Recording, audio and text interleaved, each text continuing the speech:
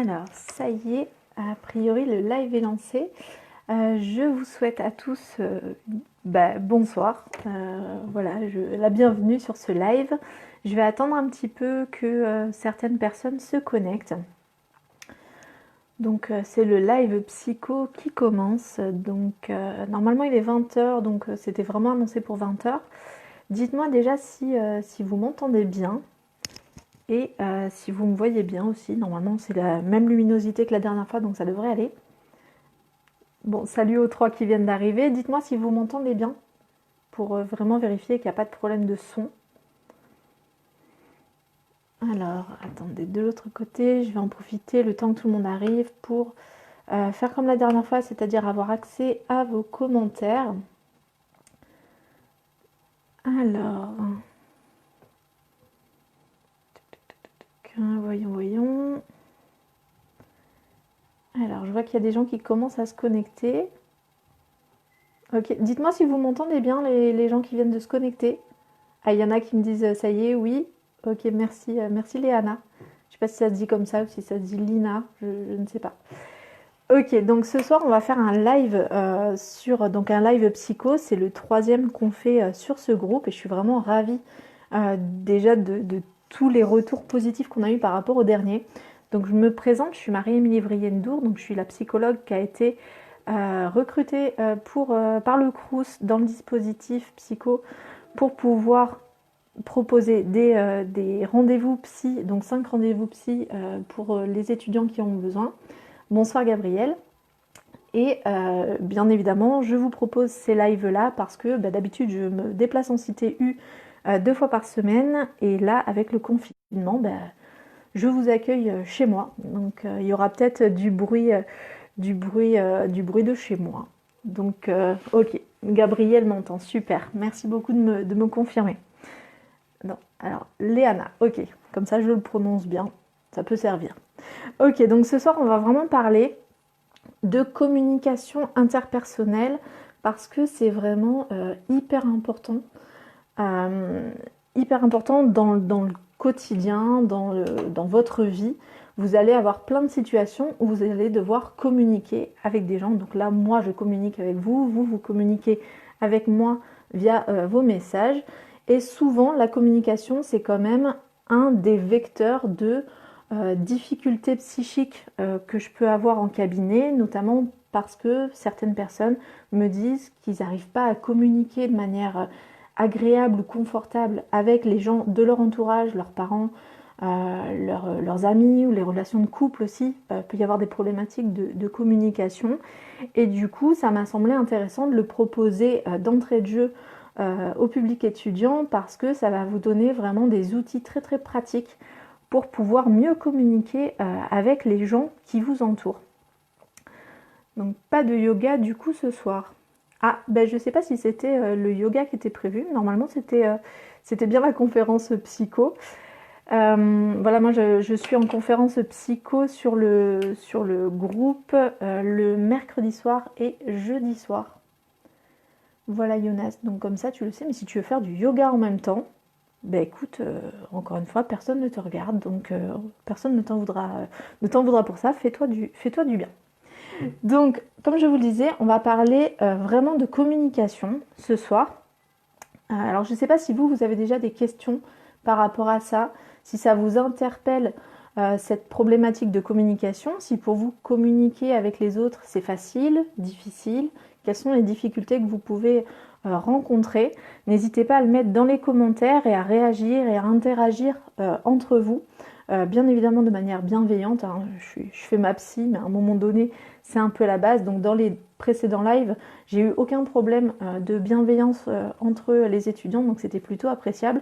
Et j'espère que ce soir, ça sera encore le cas entre vous. Le but vraiment de ces lives, c'est de vous donner de l'information. Bonsoir Alexandra.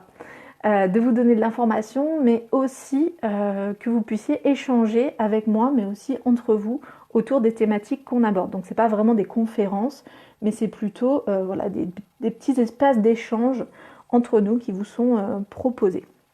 Donc servez-vous-en vraiment, posez des questions, répondez aux autres.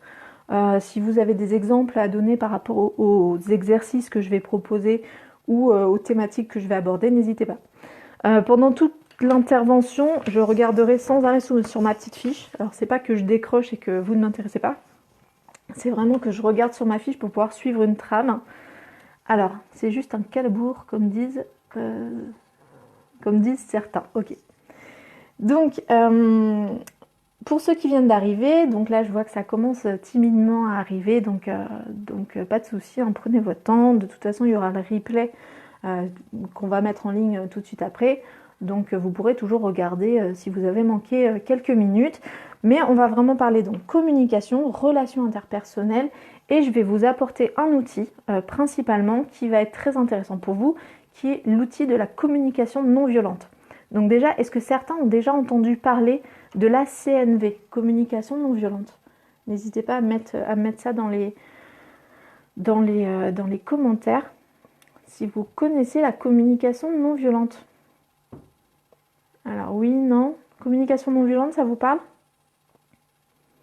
Ah, vous êtes en train d'inviter tous vos amis et collègues étudiants, donc ça c'est cool. Communication non violente, pas forcément. Donc on en parlera vraiment dans la deuxième partie de l'intervention. C'est vraiment, je sais pas ce que c'est, super. Donc tu vas apprendre tu vas apprendre des choses très intéressantes. Donc la communication non violente, on en parlera encore une fois dans la deuxième partie de l'intervention. Et vous allez voir que vraiment c'est une technique de communication qui peut-être va vous paraître un peu bizarre au début, mais en même temps quand on l'utilise, en fait ça permet d'aborder n'importe quel sujet avec n'importe qui. C'est un peu vraiment une méthode de communication passe-partout qui permet vraiment d'éviter le conflit, de pouvoir demander ce qu'on veut demander à n'importe qui. Ça ne veut pas dire que l'autre va dire oui, hein, c'est pas une technique de manipulation, c'est vraiment une technique de communication. Mais on verra que finalement c'est pas si différent que ça. Et voilà, donc ça sera la deuxième partie, j'y passerai une grande partie de l'intervention pour vraiment que vous puissiez vous tester, me poser des questions et vous apporter cet outil qui est vraiment très intéressant. Mais déjà au niveau de la communication et des relations interpersonnelles, déjà il faut savoir que nous sommes des êtres de communication, nous sommes des êtres de relation et que dans tous les cas, l'être humain ne survit pas seul. Je ne sais pas si vous vous souvenez, alors sûrement pas, mais si vous avez déjà vu ça, les bébés très très tôt sont déjà dans l'échange, dans le lien et en tout cas dans la communication.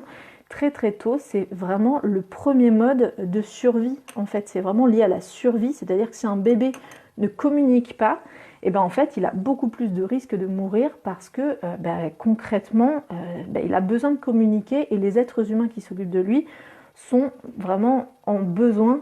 Ils ont besoin en fait d'avoir cette communication pour savoir quand l'enfant va bien, quand l'enfant a besoin de quelque chose, quand l'enfant est content et pas content. Et donc la communication, c'est vraiment la base en fait de l'être humain. Et c'est vraiment une question de survie. Notre cerveau est conçu pour être des êtres de langage, des êtres de relations, des êtres de lien, et on a même tout un système hormonal qui vient sous-tendre ça, avec notamment tout ce qui est l'hormone de l'attachement, donc l'ocytocine, qui va vraiment sous-tendre le fait que les gens créent du lien avec d'autres gens et qu'il y a la notion d'attachement. Et tout ça, c'est renforcé par la communication. Alors on verra vraiment ce que c'est que la communication. Vous allez voir que je vais vous la décrire de manière très pragmatique. Hein. C'est pas de la communication dont on parle quand on fait du marketing, mais en même temps, l'homme est un animal social. Mais oui, tout à fait, Nicolas, c'est exactement ça. L'homme est un animal social. Mais il y a d'autres animaux sociaux. Il y a des animaux qui vivent en meute, des animaux qui vivent en communauté. Il y en a énormément. Je ne vais pas dire la plupart du règne animal parce que je ne connais pas la proportion. En tout cas, il y a énormément d'animaux qui sont des animaux sociaux. Nous sommes des animaux sociaux. Alors, il y a toujours cette question de est-ce qu'on est des animaux ou pas. Moi, tant que je ne ressemble pas à un arbre, je me mettrai dans la catégorie des animaux. Donc, ce n'est pas trop le débat ce soir. Mais effectivement, l'homme est un animal social. Je te rejoins tout à fait, Nicolas. Donc, la communication, c'est vraiment une question de survie pour nous. Et on a vraiment besoin de communiquer avec les autres pour pouvoir survivre, se développer, pour pouvoir mettre en place n'importe quelle action. Finalement, l'être humain est assez peu autonome tout seul. on n'arrive pas forcément à monter de grands projets tout seul, on va pas très loin. Finalement, quand vous regardez un être humain, au niveau du règne animal, on est plutôt faible et un peu démuni, quoi. Je veux dire, on n'a pas des grandes griffes, on n'a pas des ongles, on n'est même pas venimeux. Finalement, on a une peau, c'est même pas une carapace, c'est tout mou. Finalement, on a peu de moyens de se défendre pour exister, mais la communication et le fait qu'on collabore et qu'on soit des êtres sociaux nous donne finalement une grande capacité d'action, contrairement à nos capacités individuelles. Donc c'est là où je vous dis que finalement, les relations interpersonnelles, c'est vraiment la base de l'être humain. Alors bien sûr, je suis psy, donc c'est mon point de vue et c'est le point de vue que je défendrai dans cette soirée.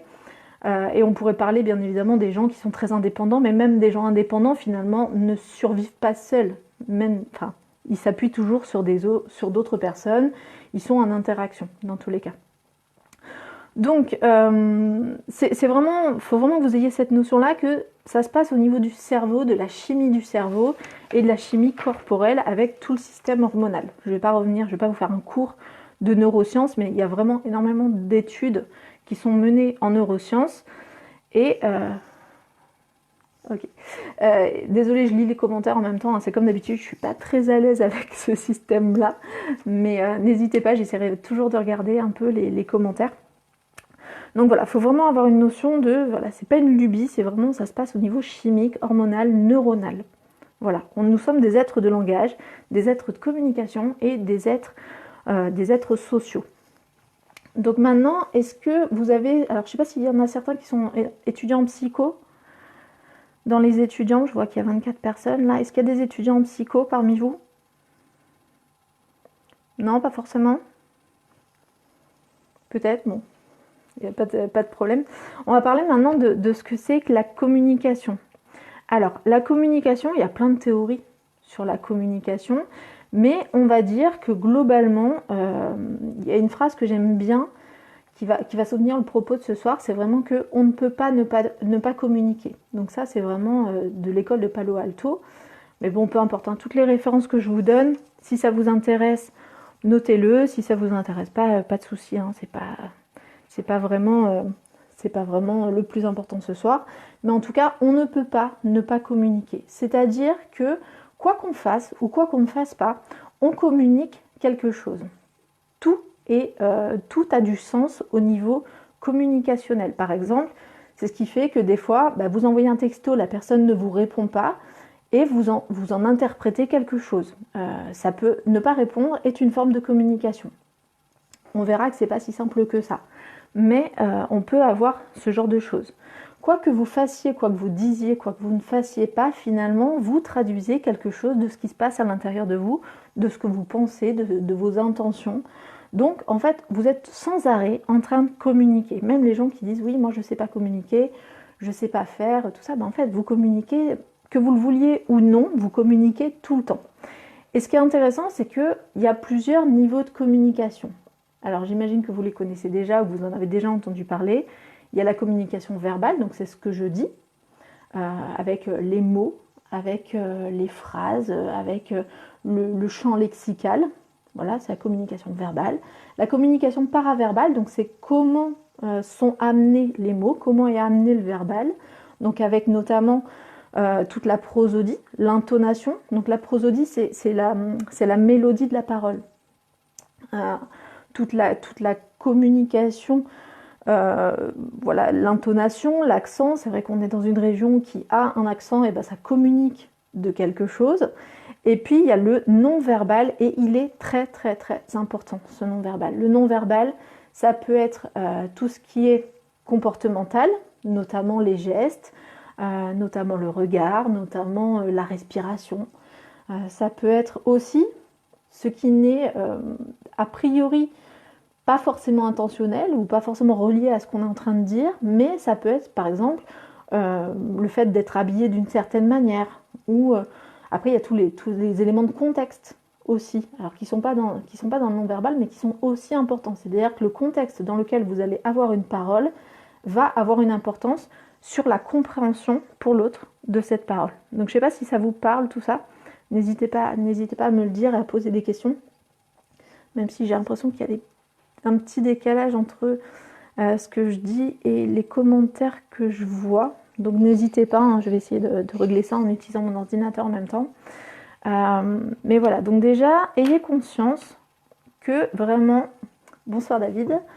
Ayez conscience qu'il y a différents niveaux de communication et que dans tous les cas, quoi que vous fassiez, quoi que vous disiez, quoi que vous soyez, vous communiquez de quelque chose qui va influencer la manière dont l'autre perçoit et reçoit votre message et l'interprète, surtout. Donc si on repart sur la théorie de la communication qui est la plus communément acceptée et utilisée, on est sur les théories de Bateson.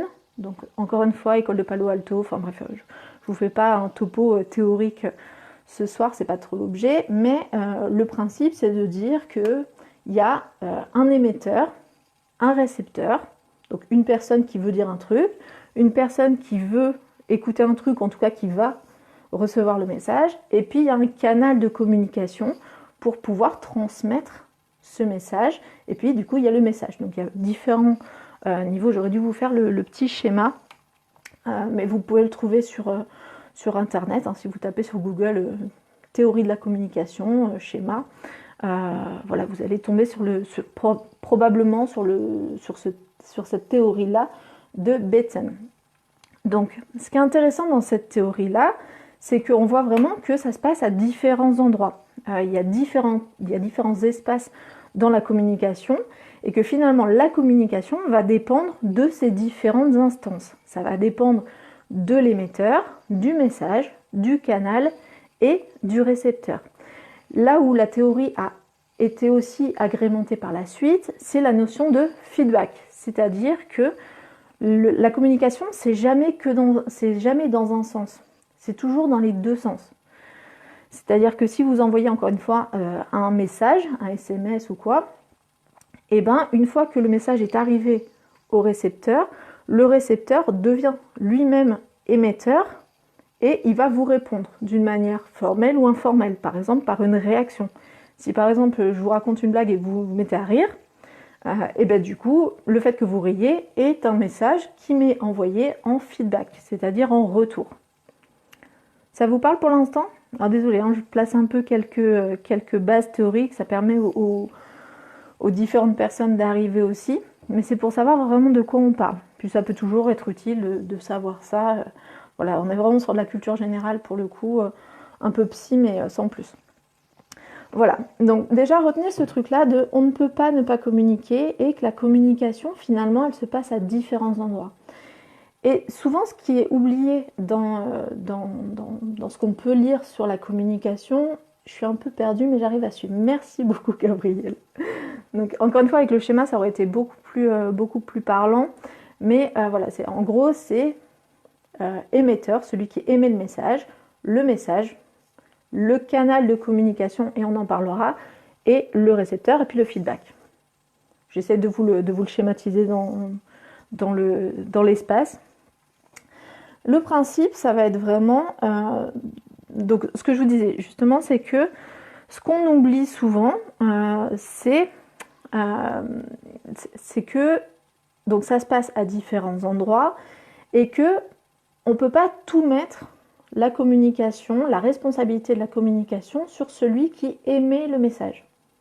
Parce que finalement, ce message-là, une fois qu'il est sorti de la personne, ce message-là n'appartient plus à la personne. Par exemple, si moi, là, je vous dis quelque chose, je sais pas, quelque chose qui serait inentendable pour vous parce que choquante ou parce que quoi que ce soit, je suis certes responsable de ce que je vous dis, mais je ne suis absolument pas responsable de l'effet que ça a sur vous et de comment vous le prenez.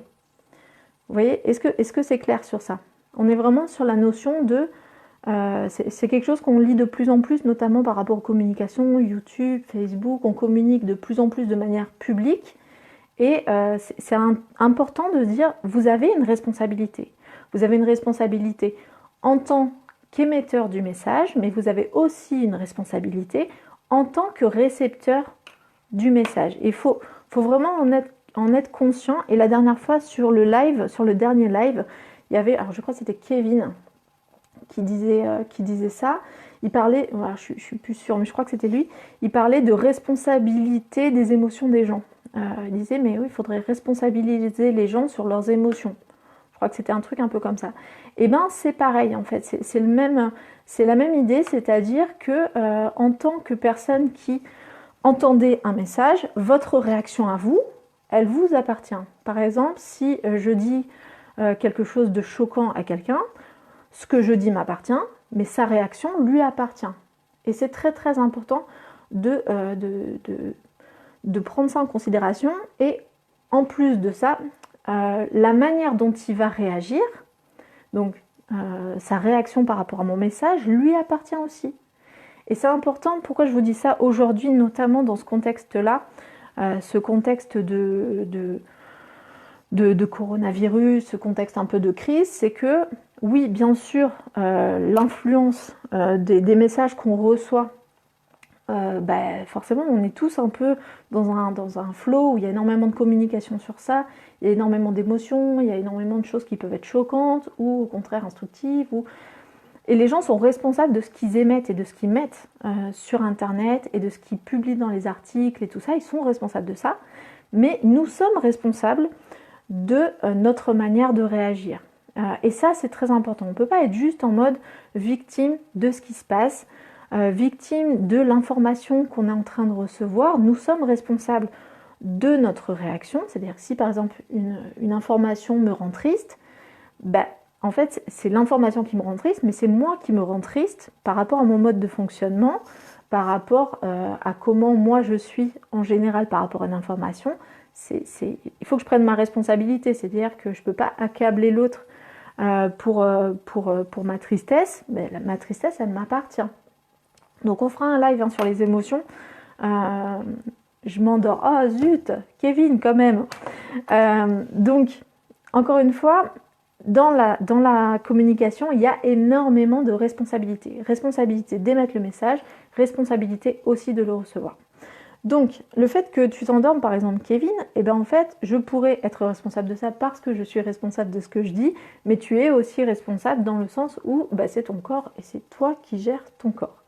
Voilà, je rebondis un peu sur ça parce que pour le coup, c'est un exemple, mais voyez à peu près ce que je veux dire. Donc, j'avance un peu pour qu'on arrive après à la communication non violente et je pense que ça va vraiment vous intéresser parce que c'est très pragmatique et concret. Donc, ce que je veux que vous ayez en tête aussi, c'est que justement, on n'est pas dans la tête de l'autre. Quand on communique, on ne peut pas tout dire. C'est-à-dire qu'on fait un choix, que ce soit un choix conscient. Quand on calcule vraiment, les politiciens par exemple, ils font des choix conscients sur ce qu'ils vont dire, ils calculent vraiment tous leurs mots et la manière dont ils vont utiliser leurs mots. Mais on communique aussi beaucoup et on fait des choix de manière inconsciente. Arrête d'être un bon citoyen. Ah. Donc pour le coup, il y a vraiment ce côté, pardon, ce côté où on n'est pas dans la tête de l'autre et même si des fois, alors dans ce cas-là, on peut se permettre de tout dire, vous voulez dire, c'est pas qu'on peut se permettre de tout dire, c'est en fait on peut se permettre de tout dire, mais il faudra en payer les conséquences en fait. C'est-à-dire la personne qui dit tout, qui se permet de tout dire, en fait elle sera responsable de ce qu'elle a dit, mais elle sera pas responsable de comment l'autre le prend. En fait, vous voyez, si finalement elle dit tout, j'ai posé la question trop vite. Ah, pas de problème. Donc attendez, je bois un peu. Pensez à vous hydrater, c'est hyper important. On parlait du stress la dernière fois et de l'influence de bien boire. Mais en tout cas, partez de l'idée qu'on n'est pas dans la tête de l'autre. C'est-à-dire que quand je parle là, je n'ai aucune idée de à quel point vous en êtes et à quel point vous êtes au courant des théories de la communication, ce que ça évoque pour vous. Alors, j'ai pas réussi à lire, mais si une personne est stressée et qu'elle dit c'est à cause de nous, c'est une question de communication du coup. Alors, par rapport à ta question, Kevin, en fait, le fait qu'elle... Alors, déjà, son stress lui appartient. C'est-à-dire que quoi que tu... Alors, la question, c'était si je dis quelque chose, si une personne est stressée et qu'elle dit que c'est de notre faute, est-ce que du coup, c'est de notre responsabilité ou pas? Pour le coup, ça dépend. Le fait qu'elle soit stressée, c'est très personnel. On n'est pas tous stressés par les mêmes choses. C'est-à-dire que vous pouvez C'est ce qu'on dit des fois, on peut rire de tout, mais pas avec tout le monde. C'est exactement ça, c'est-à-dire que, oui, il y a plein de questions, vous allez trop vite. Vous allez trop vite dans les questions, mais en tout cas, gardez, je vais passer sur les questions, mais gardez cette idée que vous avez une responsabilité en tant qu'émetteur du message, mais vous n'avez pas toute la responsabilité. C'est-à-dire, encore une fois, l'autre est responsable de sa réaction et de le prendre mal, de ne pas le prendre mal. Et souvent, les gens sont dans l'évitement du conflit où ils n'osent pas dire ce qu'ils pensent ou ce qu'ils veulent ou ce dont ils ont besoin parce que justement, ils ont peur de la réaction de l'autre. Mais l'autre est responsable de sa réaction. C'est-à-dire que à un moment donné, si j'ai vraiment besoin de dire quelque chose, et bien concrètement, je devrais pouvoir faire le choix de le dire ou de ne pas le dire, indépendamment finalement de l'effet que ça a sur l'autre. Alors encore une fois, ça ne veut pas dire qu'on doit tout dire, mais en tout cas, on devrait pouvoir amener la chose d'une manière qui soit respectueuse pour l'autre. Ça sera, encore une fois, la notion de communication non violente. Vous verrez que finalement, avec cette technique-là, on peut tout dire avec tout le monde à peu près. Tu peux engendrer le stress chez une personne, mais tu n'es pas le facteur du stress. En fait, le stress, la personne se le crée toute seule en utilisant la situation, et ce que tu amènes dans la communication est un facteur qu'elle veut utiliser. C'est un peu ce qui se passe quand, par exemple, je sais pas, vous avez un problème avec... quelle catégorie je pourrais prendre? Je sais pas, vous avez un problème avec les hommes, et du coup, en présence des hommes, vous êtes stressé. Est-ce que c'est la faute de l'homme qui est en face de vous? Il est un homme, donc il communique sur quelque chose par le fait même d'être un homme, par exemple. Donc il a une part de responsabilité de fait dans la situation, mais il n'est pas responsable de l'effet que ça a sur vous, notamment parce qu'en fait ça n'a rien à voir avec lui ni avec la situation présente. Vous voyez ce que ça veut dire? Ok. On gère le stimuli mais pas la réponse. Ouais, tout à fait. Ok, donc je continue un petit peu là-dessus, mais en tout cas, quand on communique avec quelqu'un, encore une fois, on fait des choix de communication qui se font généralement de manière inconsciente. Par exemple, là, je ne choisis pas consciemment tous les mots que je prononce. Ça me demanderait un temps fou, ça serait très compliqué et ça serait super saccadé. Donc, mon cerveau décide des mots qui vont être prononcés. Bien évidemment, je dirige un peu parce que j'ai travaillé un peu avant sur les propos que je voulais avoir avec vous. Je me suis noté des idées un peu fortes et tout ça. Mais concrètement, c'est mon cerveau qui travaille, qui gère tout ça de manière à ce que ça aille plus vite et que ça soit à peu près plus fluide. Vous voyez? Mais encore une fois, je ne sais absolument pas ce que ça peut générer chez vous. Je ne connais pas votre niveau de connaissance par rapport à la thématique. Et je ne suis pas sûre que les mots que j'emploie et que les choses que je dis là soient comprises chez vous, donc par votre cerveau, de la manière dont moi je les comprends ici. Je ne sais pas si c'est clair pour vous, mais en tout cas, c'est vraiment un grand biais du cerveau de penser que l'autre pense comme soi, de penser que l'autre va comprendre ce qu'on dit. Même si parfois c'est flou, même si parfois on emploie des mots polysémiques, donc qui ont plusieurs sens, en fait on a ce biais-là de se dire finalement si l'autre ne me dit rien, ou si l'autre ne m'interrompt pas, ça veut dire qu'il comprend ce que je veux dire de la manière dont je veux le dire. Et ça c'est vraiment un grand biais qu'on peut avoir dans notre communication, dans notre type de communication, c'est-à-dire que, c'est ça, on pense que l'autre pense comme nous. Et effectivement, quand on est élevé avec à peu près la même culture, la même éducation, dans le même contexte, on pourrait avoir effectivement des bases de connaissances et des bases de réflexion communes, mais concrètement, dès qu'on n'est pas de la même famille, dès qu'on n'a pas vécu la même expérience, dès qu'on n'a pas été éduqué pareil, ou même qu'on n'a pas la même culture, ou que concrètement on pense différemment, et ça peut arriver même au sein d'une même famille qu'on ne soit pas configuré pareil au niveau de notre pensée, et bien concrètement ça fait des non-sens, ou ça fait des contresens qui sont parfois imperceptibles et qui sont à la base de conflits, à la base de problématiques interpersonnelles, qui peuvent parfois prendre des proportions énormes. Par exemple, imaginons un couple et par exemple, je sais pas, alors ça va être moment cliché, mais c'est juste pour l'exemple. Imaginons donc un homme et une femme qui s'aiment. Alors c'est pour ça que je disais gros cliché, parce qu'on pourrait dire oui mais pourquoi un homme, pourquoi une femme? En fait concrètement, peu importe, vous pouvez le transposer dans n'importe quelle situation, ça marche aussi. Mais là pour l'exemple, on va dire un homme et une femme, ils s'aiment et pour autant il y a de l'incompréhension parce que ils fonctionnent pas pareil. Et même s'ils se parlent, finalement ils ne se comprennent pas. Et par exemple, encore une fois, gros cliché, madame va dire oui mais il ne me montre pas qu'il m'aime, il ne me le dit pas. Voilà, et parce que pour elle, aimer, ça veut dire le dire, et on ne peut aimer qu'en le disant, par exemple, et si ce n'est pas dit, ça n'existe pas, ou ce n'est pas montré, c'est une preuve d'amour de le dire. Et peut-être que pour monsieur, encore une fois, gros cliché, alors là, je prends plein de pincettes avec cet exemple-là, mais peut-être que pour monsieur, le fait d'être présent, le fait de lui offrir des choses et de lui sourire le matin et peu importe, et ben peut-être que pour lui ça veut dire aimer et que c'est sa manière d'aimer. Donc peut-être qu'il s'aime, mais que vu qu'il le communique de manière différente, et ben du coup, en fait, il ne le voit pas chez l'autre, ils ne se comprennent pas.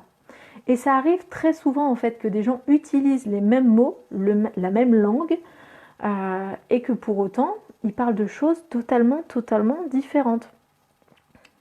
Est-ce que pour l'instant, vous me suivez? Gros cliché, mais oui, mais totalement gros cliché. Mais j'assume. J'assume. C'est pas mon meilleur exemple, mais c'est un exemple hyper classique. Hyper classique. En thérapie de couple, c'est hyper fréquent d'avoir des personnes qui pensent que l'autre ne les aime pas ou ont un doute sur est-ce que l'autre les aime, juste parce qu'en fait ils ne voient pas, ils ne comprennent pas, ils n'entendent pas les messages d'amour de la part de l'autre, alors que pour l'autre c'était évident. C'est vraiment une des bases de conflits dans le couple. C'est vraiment les couples qui ne se comprennent pas parce que juste ils fonctionnent différemment. Ils n'ont pas la même définition de l'amour, ils n'ont pas la même définition des choses et pas la même manière de le communiquer. Donc on est vraiment sur une problématique de communication. Ouais, pour l'instant c'est bon? Ok. Donc je vous invite vraiment à partir de ce soir, à avoir conscience de votre responsabilité dans la communication, mais aussi du fait que votre responsabilité est aussi délimitée et qu'elle engage aussi la responsabilité de l'autre. Parce qu'une relation, c'est toujours à 50-50. Il y a 50% de la relation qui vous appartient et il y a 50% qui appartient à l'autre.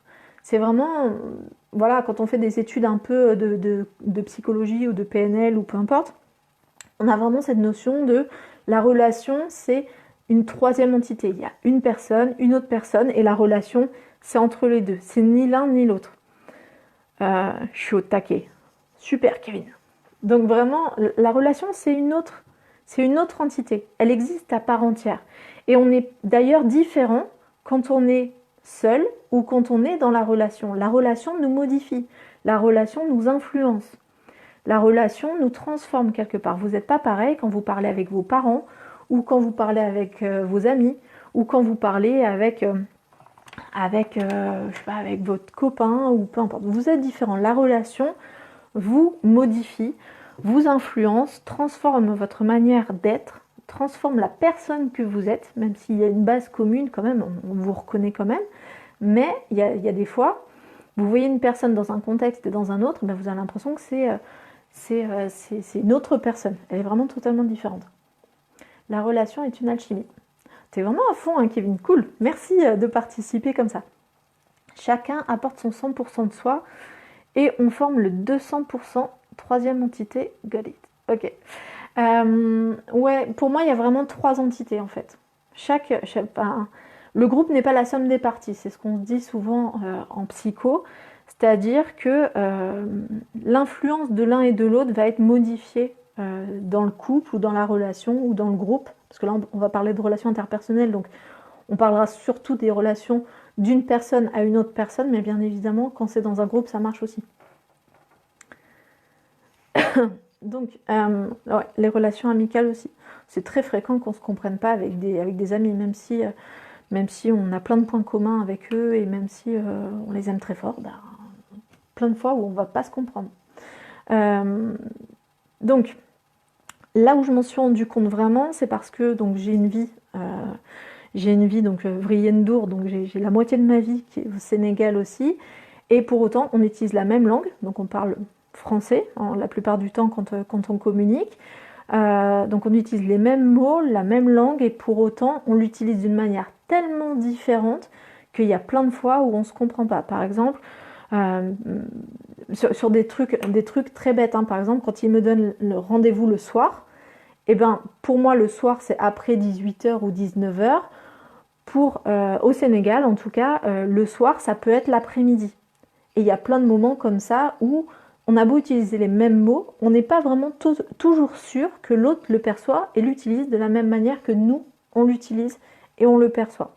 Donc quand il y a une différence culturelle flagrante parce qu'on a changé de pays, on s'en rend compte assez vite, mais des fois il y a des quiproquos qui se mettent en place sur des années, ou même des quiproquos qui peuvent prendre des proportions énormes juste parce qu'en fait on a oublié que l'autre n'est pas soi et qu'on est différent et qu'on n'est pas dans la tête de l'autre. Et on pourrait dire, alors du coup, il faudrait essayer de trouver plein de techniques pour rentrer dans la tête de l'autre.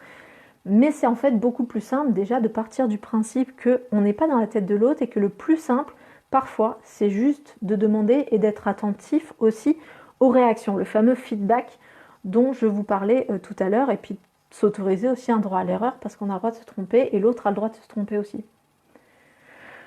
Le langage est imprécis. Oui, le langage est totalement imprécis. Il n'y a rien de plus imprécis que le langage. Des fois, on a l'impression qu'un mot décrit une chose, mais en fait, c'est beaucoup plus compliqué. Alors, je me suis couchée tôt, et que tôt, ça veut dire 20h, ouais, bah oui. Alors que tôt, ça peut vouloir dire 6h du matin. Je suis d'accord. Comment on peut améliorer les interactions sociales entre les HPI? Donc, tu parles des hauts potentiels? Énorme pensant. Oh, Sabine, tu emploies des grands mots. Ça dépend du niveau de conscience ou d'édification personnelle. Alors, je ne sais pas exactement de quoi tu parles quand tu parles d'édification personnelle, Kevin, mais en fait, clairement, vous allez voir qu'avec le principe de la CNV que je vais vous exposer après, finalement, que vous soyez très différent de l'autre ou pas, ben, ça vous permettra de toute façon d'aborder n'importe quel sujet avec n'importe qui, et si vous vous trompez ou si l'autre se trompe dans sa compréhension de votre façon de vivre le monde ou inversement, ben, ça ne sera pas un problème en fait. Mais en tout cas, si ça bug dans la communication, posez-vous cette question, est-ce que en fait j'ai bien compris ce que l'autre voulait dire? Faites un pas en arrière en fait, un petit pas en arrière en mode, est-ce que j'ai bien compris ou est-ce que je me suis bien fait comprendre? C'est hyper important. Et encore une fois, il y a plein de quiproquos qui partent sur des choses de ce type-là. Je parlais de valeurs pour établir une communication. Désolée, une partie a été coupée. Oui, surtout que ça va vite les commentaires, donc des fois je bug un peu. Les valeurs pour établir une communication. Oui, je suis d'accord avec toi. Il y a aussi des histoires de valeurs derrière qui sont importantes. Ok, on avance un petit peu. Donc je vous disais qu'on n'est pas dans la tête de l'autre, et quand on communique, vu qu'on ne communique pas tout et qu'on n'explique pas tout, il y a aussi beaucoup d'implicites. Si par exemple je parle avec vous et que je parle de quelque chose que je suis à peu près sûre que vous connaissez et que je connais, par exemple si je vous parle d'un chat, ben, je vais imaginer que vous savez quel bruit ça fait, que vous savez que c'est un animal, que vous savez que ça a 4 pattes, des poils, que ça peut créer des allergies, enfin bref, je sous-entends ou j'imagine que vous avez tout un tas de connaissances en commun avec moi par rapport à cet animal-là. Mais si vous êtes face à quelqu'un qui ne connaît pas cet animal, et ben du coup, ça va donner lieu à des contresens, et s'il n'a même pas la notion du fait que c'est un animal, peut-être qu'il va me demander si ça se mange, ou si ça peut servir à se déplacer, ou enfin vous voyez, ça peut donner ce genre de quiproquo. Là pour le coup j'emploie vraiment un exemple un peu gros, mais il y a vraiment ça des fois pour ça. Donc pareil pour moi, est-ce que j'essaye de faire aussi, mais ça ne marche pas à tous les coups. Ok. Donc il y a vraiment cette notion là où on sous-entend toujours plein de choses quand on parle. Il y a énormément d'implicites quand on communique, même dans les règles de fonctionnement. Par exemple là, par rapport à ce live, j'ai choisi de parler en français parce que je sous-entends ou j'imagine que vous parlez français parce que le contexte fait qu'on parle français. Mais si un étudiant étranger regardait le live, eh ben, il ne comprendrait pas du tout ce que je raconte s'il n'a aucune notion de français. Ouais. Les mots sont des étiquettes, oui. Et oui, un peu de philosophie, ça fait du bien aussi. C'est un automatisme à prendre. Ouais, c'est pas de tout repos. Ben, c'est pas facile la communication. C'est pas parce que c'est vital et nécessaire et c'est une histoire de survie que ça veut dire que c'est facile. Donc, encore une fois, on ne sait pas quelle est la base de connaissance réelle de l'autre. On peut l'imaginer, notamment si on a 2-3 éléments de contexte pour voir que la personne parle le même langage que nous, qu'on a à peu près une culture commune. Donc ça nous permet un peu d'imaginer ou voilà, de faire des hypothèses sur son niveau de connaissance derrière et d'essayer de proposer des choses et d'imaginer qu'elle comprend, pardon, mais on n'en est jamais sûr, concrètement. On n'est pas dans la tête de l'autre. Donc ça, c'est vraiment, je veux que vous gardiez ça en tête, si vous pouvez le noter sur votre feuille, si vous avez pris des notes. On n'est pas dans la tête de l'autre. On ne sait jamais exactement ce que va créer ce qu'on est en train de dire. Et c'est, encore une fois, quelque chose de très très fréquent en cabinet. Je le rencontre assez fréquemment avec des gens qui, du coup, n'osent pas demander ou n'osent pas dire les choses parce qu'ils ont peur de la réaction de l'autre. Mais en fait, vu qu'ils ne sont pas dans leur tête, dans la tête de l'autre, et bien en fait, la plupart du temps, ils imaginent, mais ils n'en sont pas sûrs. Donc on est en train de se brider dans la communication par rapport à une réaction qu'on imagine ou une réaction hypothétique de l'autre. On aime ce qui nous ressemble. Bah, ça, c'est rassurant en fait. Encore une fois, le cerveau, il marche à l'économie d'énergie. Hein, donc, il préfère se dire que l'autre fonctionne comme lui parce que ça lui permet d'aller beaucoup plus vite. Et si c'est pas le cas, c'est à ce moment-là, s'il y a des signes évidents d'incompréhension de la part de l'autre, c'est à ce moment-là qu'il trouve d'autres chemins pour expliquer ou pour communiquer ce qu'il a besoin de communiquer. Donc c'est vraiment là où je vous dis l'importance du feedback. Par exemple, si moi je suis en train de vous parler et qu'à un moment donné, il y a quelqu'un qui dit « Non mais là je comprends rien, je suis paumée quoi ». Ben, en fait peut-être que j'imaginais que vous me suiviez et que vous compreniez ce que j'étais en train de dire, mais le fait d'avoir ce feedback là, ben, mon cerveau retraite l'information et dit ok, donc on doit passer par un autre moyen, on doit employer un autre mot, un autre moyen d'exprimer pour pouvoir y arriver. Et le cerveau fait ça tout le temps. Hein. Et la plupart du temps, quand on est avec des gens qui nous ressemblent ou des gens qui ont des éléments communs avec nous, et ben en fait c'est ce qui permet en fait de communiquer aux autres, mais sans se prendre trop la tête. En fait, dans ce qu'on dit au quotidien, il y a plein de choses qu'on communique, mais on est hyper imprécis sur ce qu'on est en train de dire. Quand vous dites à quelqu'un ça va et qu'il vous répond ça va, on ne sait pas du tout de quoi ça parle en fait. On ne sait pas si on parle d'un ça va au niveau de la santé ou si on parle d'un ça va au niveau économique, un ça va au niveau de la famille, un ça va. Et en plus, la plupart du temps, quand on pose la question et quand on y répond, il y a un côté très conformiste et très consensuel, un espèce de dialogue un peu écrit. Donc en fait, on ne demande pas vraiment si ça va, mais il suffirait que vous soyez face à quelqu'un qui vous pose vraiment la question. Et ça change totalement le contexte de communication. D'ailleurs, en thérapie, souvent, je pose 2 fois la question. Je pose un premier ça va de consensus en mode ça va et la personne me répond ça va rapidement, mais je sais qu'elle vient en thérapie pour me voir, donc que probablement que ça va pas très bien. Donc je le repose une deuxième fois avec une intentionnalité et un paraverbal différent. Et là, on parle vraiment de est-ce que ça va émotionnellement. Et donc, la réponse est différente aussi. Alors ça m'est déjà arrivé de ne pas arriver à discuter avec des gens, et de chercher d'autres solutions qui amènent à d'autres incompréhensions, et de tellement chercher que je suis fatiguée et j'abandonne, c'est frustrant. Ouais, ça peut être super frustrant, je suis d'accord. Ça peut être super frustrant, mais avec la CNV, tu devrais déjà avoir 2-3 pistes qui vont te permettre vraiment de mieux comprendre. On est déçu quand on a des attentes, ouais. De toute façon, il n'y a pas de déception sans attente. Ça aussi, vous pouvez vous noter sur votre feuille. Si vous ressentez de la déception ou de la frustration, c'est que vous aviez des attentes. Et plus vous êtes déçu, plus vous aviez des attentes fortes. Je suis d'accord avec toi, Manon, c'est vraiment la base. Il y en a qui réagissent à ça. Il faut être sûr à 100% aussi, c'est pas évident. Il n'y a pas besoin d'être sûr à 100%. Foyer Méron. Alors, je ne sais pas qui se cache derrière cette étiquette, mais il n'y a pas besoin d'être sûr à 100%. La plupart du temps, on est dans du langage flou, du langage vague, auquel l'autre va répondre sous un langage flou, un langage vague, mais c'est l'ensemble du contexte, de la situation et l'ensemble de tout ce qu'on va dire qui va permettre de faire passer une idée. En fait, c'est pas un mot qui véhicule une idée, c'est pas juste le contexte, c'est vraiment un ensemble de tout ça en fait. Donc on est toujours dans du flou. Là, dans tout ce que je vous dis, il y a énormément de choses qui sont floues, mais les choses floues mises les unes à côté des autres, plus les réponses des gens qui font des commentaires, globalement, ça dessine le contour de ce que je veux dire.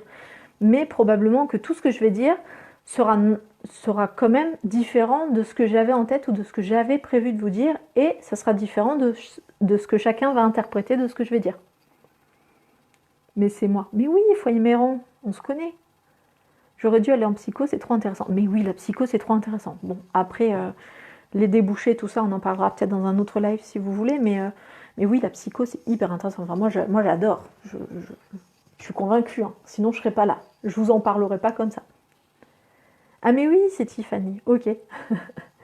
Ben bonjour. Donc voilà, donc on va avancer encore une fois un petit peu.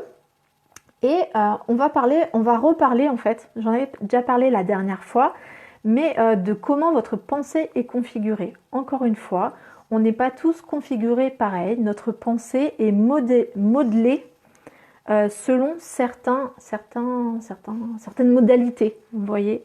Encore une fois, je reprends toujours mon exemple de l'ordinateur. Quand vous avez un ordinateur, eh ben, vous configurez en premier la langue, le fuseau horaire, les premiers programmes que vous allez mettre en place, vous allez le configurer. Et bien votre pensée, elle est configurée. Dans la base de données, il va y avoir tout ce que vous connaissez, vos expériences, vos connaissances et tout ça.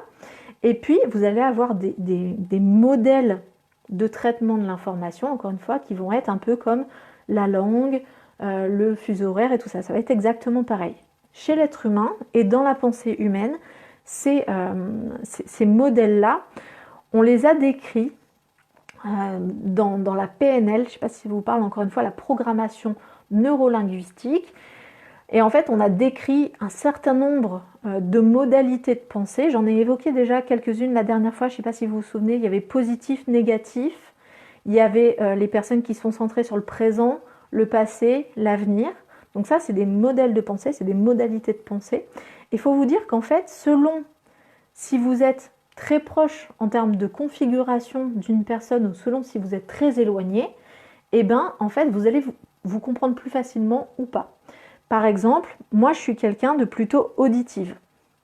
C'est-à-dire que ça va bien avec mon métier. Concrètement, je donne énormément de poids et de valeur à ce que j'entends.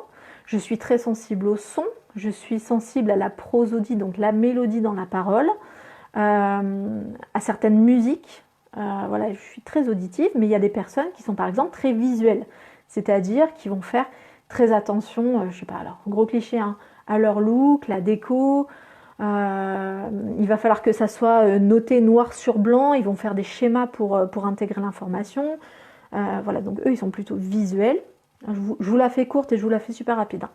Il y a d'autres personnes qui vont être très kinesthésiques, c'est-à-dire qu'ils vont appréhender le monde à partir de ce qu'ils ressentent. C'est-à-dire, par exemple, ils vont sentir les ambiances très fortement. Ils vont pas forcément se souvenir de ce qui s'est passé dans une soirée, mais ils vont se souvenir de comment ils se sont sentis dans la soirée. Ils vont pas vraiment se souvenir de avec qui ils ont parlé et à quoi ressemblait cette personne, mais ils vont se souvenir vraiment de ce qu'ils ont ressenti par rapport à cette personne. C'est quelqu'un de confiance, j'étais à l'aise, donc ils vont avoir vraiment une appréciation par rapport à eux. Et donc tout ça, ça fait que vous avez une perception du monde qui est différente d'une personne à une autre. Encore une fois, si je reprends mon exemple très cliché du couple, si vous avez madame qui est auditive, à fond, elle va être très sensible au fait qu'on lui dise je t'aime, qu'on lui dise des petits mots, qu'on lui mette de la musique, voilà. Et si vous avez un monsieur, encore une fois, gros cliché, oh là là, mon Dieu, terrible. Si vous avez un monsieur ou un compagnon ou une compagne qui est très visuel, et ben du coup, elle va peut-être, cette personne-là, elle va peut-être donner, acheter des fleurs, faire la déco, faire attention à son look, lui acheter des habits. Voilà, et en fait, ils vont pas forcément se rencontrer parce que du coup, les attentes de l'un et de l'autre vont être sur le canal ou sur la modalité de leur cerveau. Donc, on est vraiment sur ça. Et encore une fois, ça peut être à la source des problèmes de communication dont je parlais tout à l'heure, où les gens ne se comprennent pas. Donc, c'est important quand vous parlez avec quelqu'un assez rapidement, si vous voulez upgrader un peu votre niveau de communication et de compréhension de l'être humain, ben c'est intéressant de se dire, ok, la personne en face, comment elle fonctionne, comment elle communique, comment elle est configurée. Il y a des fois où ça va vous sauter aux yeux. C'est-à-dire que vous allez avoir une personne en face qui est justement hyper attentive à ce que vous dites. C'est-à-dire qu'un mot, c'est pas un autre. Ils vont être ils vont être sensibles à la manière dont vous le dites. C'est-à-dire si vous parlez trop fort, si vous criez, ça va pas aller.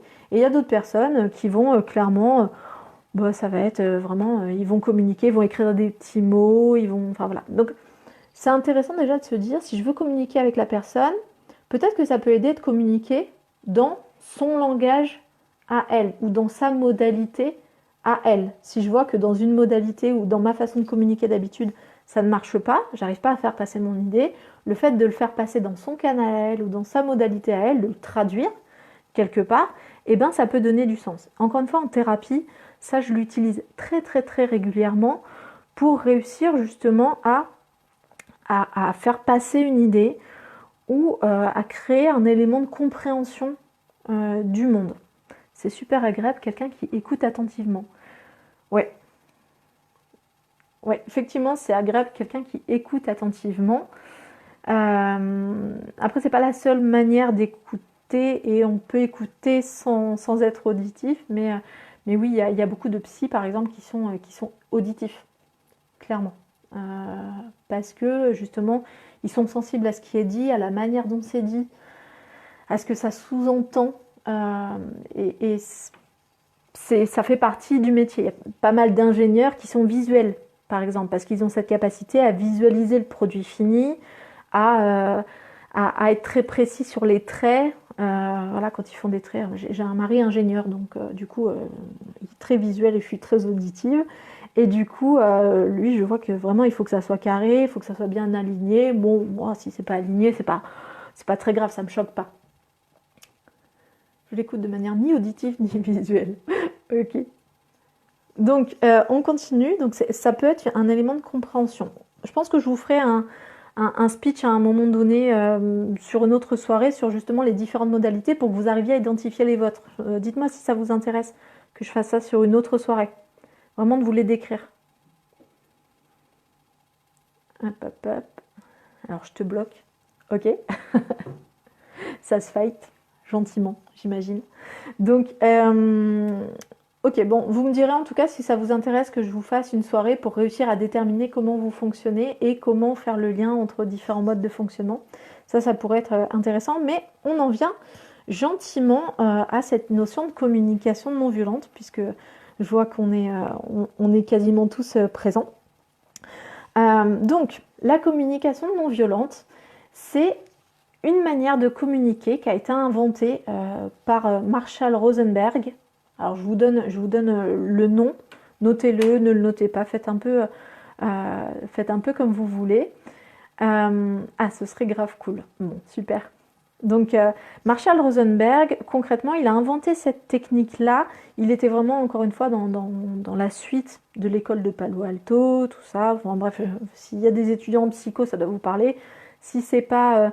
si vous n'êtes pas en psycho, c'est pas grave, hein, on vous en veut pas, c'est très bien aussi. Donc, je vous donne le nom parce que ça peut aider. Et il a écrit un super bouquin que je vous recommande qui s'appelle, alors je le lis pour éviter de vous le mettre à l'envers, mais les mots sont des fenêtres ou bien ce sont des murs. Et rien que le titre, ça veut tout dire. Ça parle vraiment de la puissance de la communication et du fait que selon ce qu'on va utiliser et surtout comment on va utiliser comme mot, et bien en face, ça va soit ouvrir les portes de la communication et ouvrir à la relation, ou alors au contraire, ça sera un mur, c'est-à-dire que ça va tout bloquer, quoi. Donc, je vous recommande ce livre-là, si un jour vous voulez lire en dehors de vos études, parce que je sais que la lecture, ça peut être compliqué quand on a un certain niveau d'études, parce qu'on a lu beaucoup de choses par rapport à ses études, et ça peut bloquer un peu, mais en tout cas, ce livre-là est quand même bien écrit et très très facile à lire. Donc je vous le répète, les mots sont des fenêtres ou bien ce sont des murs de Marshall Rosenberg. Et donc il parle de CNV. Et en gros, ça dit que la communication non violente, c'est une manière de communiquer avec l'autre qui soit respectueuse pour l'autre. C'est-à-dire qu'ils ne se prennent pas notre communication directe dans la tête, mais que ça soit aussi une communication qui soit respectueuse de soi-même. C'est-à-dire qu'on s'autorise vraiment à dire ce qu'on veut vraiment, ce qu'on ressent vraiment, ce qui est vraiment important pour nous. Et donc, on est vraiment sur de la communication. Alors, ça a été décrié, hein, ce terme de communication non violente, parce qu'on pourrait dire c'est un peu gnangnan, ça fait un peu peace and love, mais appelez ça comme vous voulez. Dans tous les cas, c'est une traduction. C'est une traduction française de l'appellation. Donc, peu importe. Mais en tout cas, cette notion-là de respect de l'autre et du respect de soi, elle me semble vraiment prioritaire, parce que quand on est dans le respect de soi et dans le respect de l'autre, à un moment donné, on n'a plus peur de parler, on n'a plus peur du conflit, on n'a plus peur de demander. Et dans notre société, on a beaucoup peur des conséquences, en fait, de ce qu'on dit. Ce livre à 19,50 sur la Fnac pour les intéressés. Ok, donc tu as l'air regarder en même temps, super. Il est en audio aussi. Moi, je l'ai en livre, en bouquin, en papier, et je l'ai aussi écouté sur Audible, je crois. Voilà. Donc, il est aussi en livre audio. Tant que vous ne pouvez pas vous déplacer. Ouais. Il est peut-être à la BU, je suis pas sûre. Je suis pas sûre. Ouais, il est sur Audible. Ça, c'est sûr, parce que je l'ai écouté encore il n'y a pas longtemps et je le recommande assez souvent à mes patients.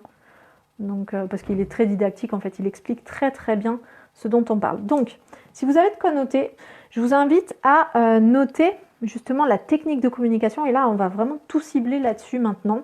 Maintenant que vous avez compris que c'est hyper important, que c'est vital, que c'est compliqué, que c'est source de conflit, que tout ça, je vous invite vraiment à prendre... ouais, les mots sont des fenêtres ou bien ce sont des murs. Donc, je vous invite vraiment à prendre de quoi noter. Alors, je vais vous expliquer comment la technique de communication selon lui et les 4 étapes qu'il définit lui. Et puis, je vais vous expliquer comment moi je l'utilise et comment moi je la recommande à mes patients. C'est un peu différent. Au final, on est quand même dans le respect de l'autre, dans le respect de soi. La manière dont je l'utilise moi, j'ai entendu un conférencier un jour la présenter comme ça et ça m'a un petit peu plus parlé que la façon de Marshall Rosenberg. Mais en gros, ça revient au même que vous fassiez l'un ou l'autre, c'est un peu pareil. Donc, ok. Donc, si vous avez de quoi noter, donc il part du principe qu'on est dans le respect de l'autre et dans le respect de soi, et il propose en fait une façon de dérouler l'information en 4 étapes. Donc, pour lui, ces étapes, je vous les dis rapidement et après je décrirai un peu plus la manière dont moi je la pratique pour pas m'embrouiller. En gros, lui, il parle d'une première partie qui est une partie d'observation, donc il part des faits. Donc encore une fois, je vais vous les faire rapidement et après je vous parlerai de ma technique à moi. Mais donc observation des faits, les sentiments, les émotions et les ressentis par rapport à ces faits, les besoins et la demande. Donc ça, c'est vraiment les 4 étapes de communication que Marshall Rosenberg propose. Moi, je le fais de manière un peu différente et je vais vous décrire un peu plus de cette manière-là parce qu'elle me parle plus. Donc pour moi, effectivement, je pars du principe que la première étape, quand on doit parler de n'importe quoi avec n'importe qui, qu'on doit demander ou parler d'un truc un peu délicat ou quoi, c'est effectivement de partir des faits. C'est-à-dire, qu'est-ce qui amène à la communication? C'est quoi le contexte? Quand vous parlez, par exemple, dans un couple, d'un problème de couple, eh ben, peut-être que ça peut être intéressant de rappeler en fait les faits qui font qu'à un moment donné ça pose problème et que ça valorise le fait d'en parler. Donc les faits, c'est vraiment ce qui peut être reconnu comme un fait par vous et par l'autre. J'utilise toujours cet exemple de si vous prenez 2 personnes qui croient en Dieu, pour elles, l'existence de Dieu est un fait. Par contre, si vous prenez 2 personnes dont vous n'êtes pas sûr qu'ils croient tous les 2 en Dieu, et bien du coup, peut-être que pour l'un, ça sera un fait, pour l'autre, non. Et dans ce cas-là, il peut y avoir une objection. Les faits, ce n'est pas l'interprétation des faits. Par exemple, dire qu'une lumière, qu'un tableau est beau, on pourrait dire, c'est un fait, regarde, il est beau. Ben non, c'est une interprétation, c'est très subjectif la beauté. Et finalement, ce qui est un fait et ce qui est subjectif, en gros, moi je pars du principe que vraiment c'est est-ce qu'on partage ce fait-là ou pas. La religion, gros combat, si un couple est possible. Ouais. Encore une fois, j'utilisais cet exemple-là pour pouvoir parler de ce qui est un fait, mais on pourrait partir sur n'importe quoi, sur un goût culinaire, sur la couleur, je sais pas, la couleur de ce stylo. Bah, peut-être que pour moi, il est noir et que c'est un fait. Pour d'autres, peut-être qu'il serait gris, par exemple, et que ça serait un fait pour eux. En tout cas, c'est un fait dans la relation, c'est un fait si on est d'accord. Un chrétien et un musulman peuvent construire avec une excellente communication. Bien sûr. Bien sûr, bien sûr. Alors, ils ne sont peut-être pas d'accord sur tout, mais ils peuvent construire avec une bonne communication du moment où ils sont conscients de la différence de l'autre et du fait que l'autre ne pourra pas forcément comprendre ce qu'il est en train de dire. En fait, c'est vraiment une reconnaissance des différences et des ressemblances, de ce sur quoi ils se complètent et se comprennent, et puis ce sur quoi ils ne se comprennent pas en couple. Oui, oui, en couple, il y a des couples qui sont des couples mixtes, au niveau culturel, religieux, peu importe, et ça marche très bien. Ça ne veut pas dire que ça sera toujours facile, mais comme dans aucun couple, aucune relation n'est facile, hein, dans tous les cas, il y aura toujours des moments où ça peut partir en live.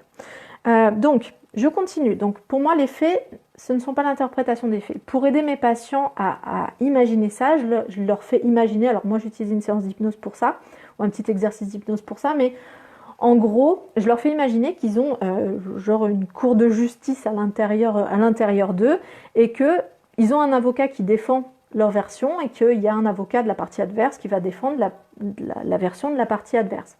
En gros, si l'avocat de la partie adverse pourrait dire objection par rapport à ce que vous êtes en train de dire, eh ben, peut-être que ce que vous êtes en train de dire n'est pas ou ne peut pas être considéré comme un fait.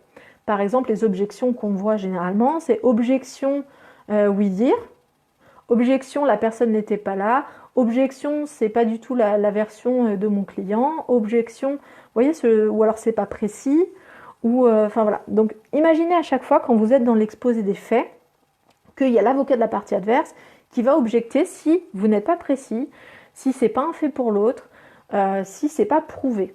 Voilà, si c'est une interprétation. Encore une fois, dire que quelqu'un est grand, petit, que c'est beau, toutes les caractéristiques qu'on peut avoir sont subjectives par définition. Alors, je ne sais pas si vous me suivez. Donc, exploration et explicitation des faits. Il faut qu'on parle de quoi on parle. Donc, la réalité n'est pas objective, mais la réalité est subjective. Alors, on pourra en parler longtemps, ça c'est encore de la philosophie. Est-ce que la réalité existe ? Grand débat. Et si la vie est un rêve ? Ouais. Et si on est tous reliés à des machines comme dans Matrix ? Ça c'est vraiment... Je vous ferai une soirée sur les croyances, ça pourrait être sympa je pense. Mais oui, c'est important en fait, parce qu'il y a plein de personnes qui sont dans des disputes ou des choses comme ça, parce qu'en fait elles ne partagent pas les faits. Elles sont déjà pas d'accord sur l'objet de ce qui se passe. Bref, donc, les faits. 2, les ressentis que vous avez par rapport à ces faits. Parce que si vous ne ressentiez rien par rapport à ça, vous n'auriez même pas envie de communiquer. Vous n'auriez rien à demander, rien à dire. C'est important, en fait, à un moment donné, de se mouiller un peu et de dire, voilà, qu'est-ce que moi je ressens quand il se passe ces faits-là. Par exemple, je ne sais pas si, par exemple, mon chéri laisse toujours traîner ses chaussettes. Les faits, ça serait... là, il y a une chaussette qui traîne. Je fais valider à la personne avec qui je suis qu'effectivement, il y a une chaussette au milieu du salon, que c'est pas un torchon, que c'est bien une chaussette, que c'est bien au milieu du salon, que c'est bien pas sa place. Voilà, par exemple, ça pourrait être des faits. Et puis, il faut que j'expose mon ressenti, parce qu'en l'occurrence, une chaussette au milieu du salon, il n'y a pas un drame, quoi, tout va bien. Mais par contre, si dans mes faits, il y a le fait que c'était pareil la veille, l'avant-veille et machin, et que l'autre valide qu'effectivement c'est vrai, ce qui n'est pas gagné, mais dans ce cas-là, je peux dire ce que je ressens moi par rapport à ça. Et bien moi, quand il y a ça qui se passe, moi je me sens, alors il y a plein de choses qu'on va ressentir, il y a je me sens pas comprise, pas considérée, pas respectée, je me sens mal à l'aise, je me sens triste, je me sens en colère, bref, tout le champ des ressentis est possible, mais c'est important d'exprimer le ressenti pour que l'autre comprenne pourquoi c'est important pour vous, en fait. Ça donne de l'importance et de l'enjeu par rapport aux faits. Jusque-là, vous me suivez. Donc, 1, les faits. Et 2, le ressenti, ce que vous ressentez. Et je vous invite vraiment à l'exposer en utilisant vraiment le je. C'est pas tu ne me respectes pas, c'est je ne me sens pas respectée. Encore une fois, je prends la responsabilité de mes ressentis. Ça ne veut pas dire que l'autre ne voulait pas que je me sente respectée ou que l'autre n'a pas voulu me respecter. Ça veut dire que moi, je ne me sens pas respectée par rapport à qui je suis, par rapport à mes valeurs, par rapport à mes besoins, par rapport à mon cadre de référence, à ce que j'imagine, mes croyances, enfin bref, par rapport à tout ce que je suis. Donc ça m'appartient. La troisième partie de la communication que je propose à mes patients, c'est la demande, qui arrive en 4e chez Rosenberg, qui arrive en 3e chez moi. C'est-à-dire que quand on communique, on veut toujours quelque chose, il y a toujours une attente. Il y a toujours quelque chose qu'on en soit conscient ou pas, on veut quelque chose. Ça parle de Socrate. Non mais ça doit être un étudiant en philosophie, non? C'est pas possible, Kevin. Il dit jamais aux autres quoi faire ou quoi penser. Ok. Technique de psy aussi. Donc, pour le coup, donc 3, c'est la demande. Il y a une formulation que j'aime bien et que je propose à mes patients, c'est de formuler la demande dans les termes suivants, en commençant par est-ce qu'il te serait possible de, ou est-ce qu'il vous serait possible de, ça dépend à qui on parle. Alors on pourrait se dire, oui, mais c'est bizarre de parler comme ça, on parle jamais comme ça. On parle jamais comme ça dans la vraie vie. Est-ce qu'il te serait possible de faire ci? Est-ce qu'il te serait possible de faire ça? Mais c'est vraiment une habitude de parole et de demander qui permet vraiment de pas agresser l'autre. On n'est pas dans le fait de lui donner un ordre. Ou voilà, on lui demande si c'est possible. On lui demande pas s'il veut, qui interroge la volonté. On lui demande pas s'il peut, ce qui interrogerait la capacité. Et qui pourrait être problématique aussi, on lui demande la possibilité. Est-ce qu'il te serait possible de? Et on lui demande à lui, on ne dit pas est-ce qu'il serait possible, c'est est-ce qu'il te serait possible, parce qu'on demande quelque chose à l'autre. Donc là, vous voyez que les choses sont très claires. C'est l'émetteur qui demande quelque chose au destinataire du message. Il lui demande une action, il lui demande de changer quelque chose, il lui demande d'avoir une réaction, il lui demande peu importe. Et encore une fois, par rapport, si je reprends mon exemple des chaussettes dans le salon, ben voilà, on fait remarquer voilà, qu'il y a la chaussette dans le salon, que c'est la chaussette de cette personne, que voilà. Donc la personne, au fur et à mesure que vous exposez les faits, s'il n'y a pas une objection, la personne, elle doit dire oui, en fait. Implicitement ou explicitement, hein, il doit y avoir un oui, une validation du fait. Donc voilà, la personne valide tous les faits, vous exposez votre ressenti, ben voilà, quand moi, il se passe ça, et que je l'ai dit hier, et que je le dis avant-hier, et voilà, et ben du coup je ne me sens pas considérée, ou je ne me sens pas respectée, ou je suis en colère parce que peu importe. Et après on est à la demande. Donc est-ce qu'il te serait possible de ranger tes chaussettes, par exemple, dans le bac à linge sale plutôt qu'au milieu du salon? Vous allez croire que mon mari laisse traîner ses chaussettes, mais pas du tout pour le coup. Donc le fait de dire est-ce qu'il te serait possible de, c'est une question. Alors, ceux qui ont fait de la linguistique diraient que c'est une question fermée, puisque ça finit par oui ou non. Est-ce qu'il te serait possible de? Sauf que c'est une question à moitié fermée, puisque ça ouvre débat. C'est-à-dire que si la personne me dit oui, bon, ben j'ai obtenu ce que je voulais, donc tout va bien. Si la personne me dit non, là on rentre dans la phase numéro 4, qui est la phase de négociation. Et cette phase-là, elle est très très importante parce que c'est dans ce... Ah oui, c'est un fléau de laisser ses chaussettes par terre, je ne comprends pas. C'est incompréhensible. Dans la phase de négociation, c'est là où vous allez pouvoir recueillir des informations vraiment importantes. Par exemple, imaginons que la personne, je sais pas, imaginons mon mari, le pauvre, il doit avoir les oreilles qui sifflent. Mon mari me dise, je lui demande est-ce qu'il serait possible qu'il range ses chaussettes dans le bac à linge sale, et puis il me dit non. Si je m'arrête là, je vais rester sur ma faim, je vais être pas bien, machin. Donc le but, c'est d'entrer dans la phase 4, qui est la phase de négociation, et d'aller chercher de l'information. Qu'est-ce qui se passe pour toi quand je te demande ça? Et peut-être qu'il va me dire non, le bac à linge sale, il est à l'autre bout de la maison, c'est pas pratique, moi ça me fait perdre trop de temps, ou alors non, je considère que c'est toi qui dois le faire. Non, je vous rassure, il me dit pas du tout ça. Ou alors il va me dire non, c'est pas mes chaussettes. Imaginez que vous soyez, ça fait des semaines que vous vous prenez la tête en le critiquant machin, alors qu'en fait c'est peut-être même pas à lui. Bon, si vous êtes que deux dans l'appart, il y a peu de chance. Mais en tout cas, le côté négociation, ça va vous permettre, vous, d'avoir de l'information sur ce qui se passe chez l'autre, ou sur ce qui se passe pour l'autre, et qui explique, en fait, qui donne du sens à ce qu'il est en train de faire. Pas le sens que vous interprétez, mais son sens à lui. La psy, elle est cool. Oh, pas tout le temps. Je ne suis pas tout le temps cool. ceux qui viennent me voir savent que des fois, je provoque un peu.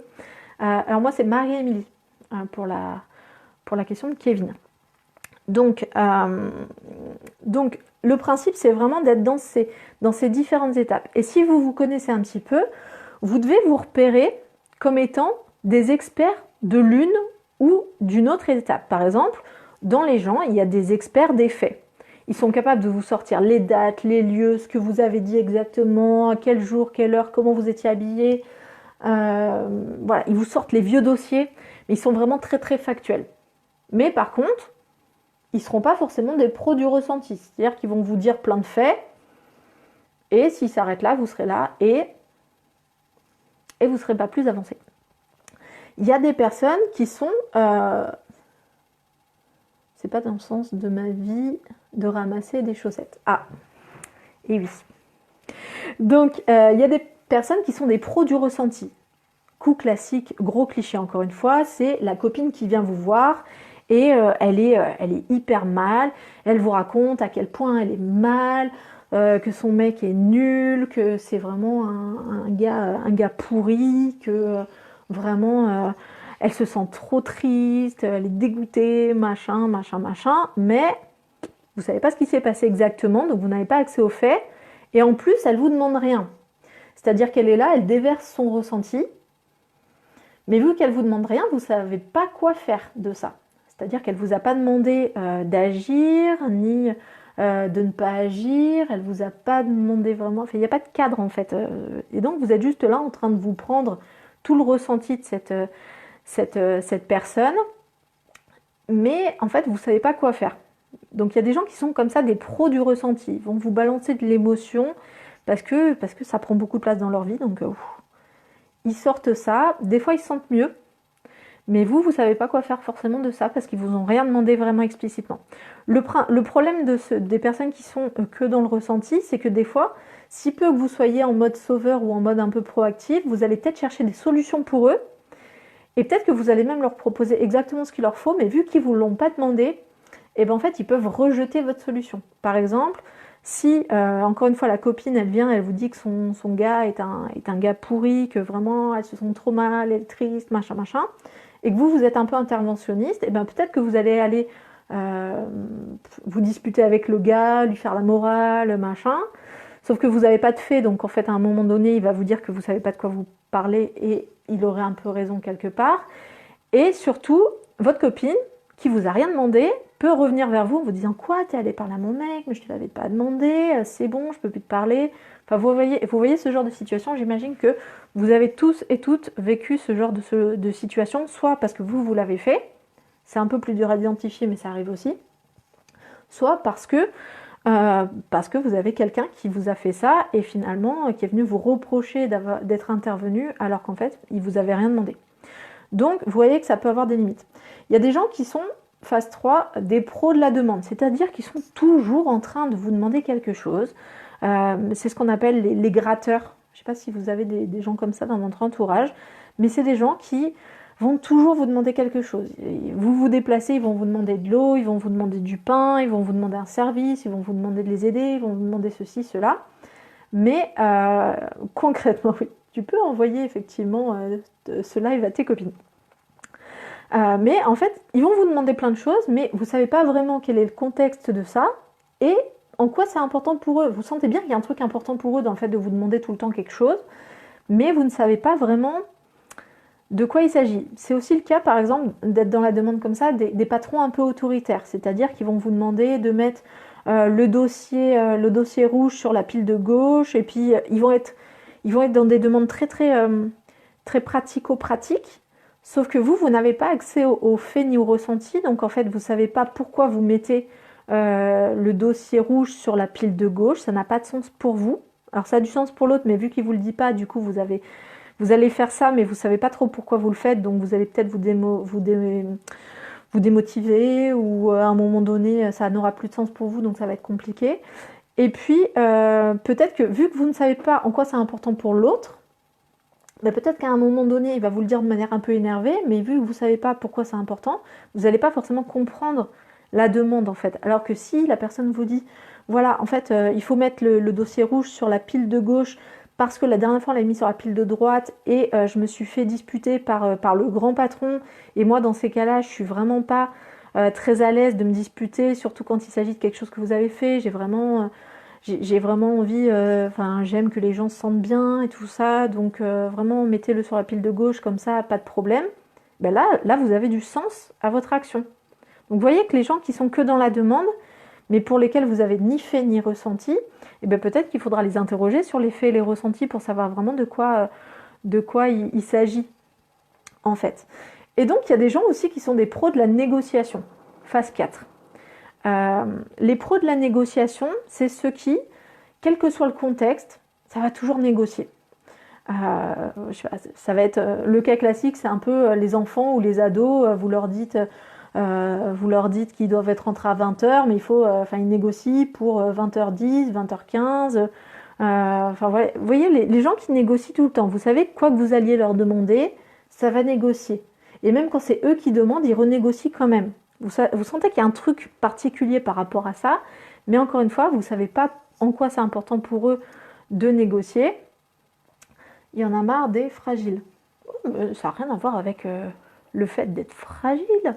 Rien du tout à voir. Dans tous les cas, ce ne sont que des personnes qui ont développé des capacités de communication plus sur un terrain que sur un autre. Et interrogez-vous par rapport à vous, mais vous êtes probablement plus à l'aise avec l'une ou l'autre des catégories. Est-ce que vous êtes un pro des faits? Est-ce que vous êtes un pro du ressenti?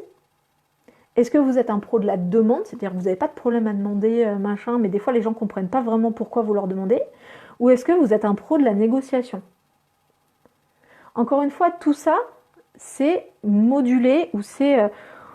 vous n'êtes pas né comme ça, vous avez appris parce que vous avez vu des gens qui étaient doués dans une des modalités. Par exemple, on sait très bien que selon votre contexte familial dans lequel vous avez grandi, et bien peut-être que vous avez eu plus ou moins une facilité à exprimer vos émotions, ou alors à demander. Il y a des familles où on ne demande pas.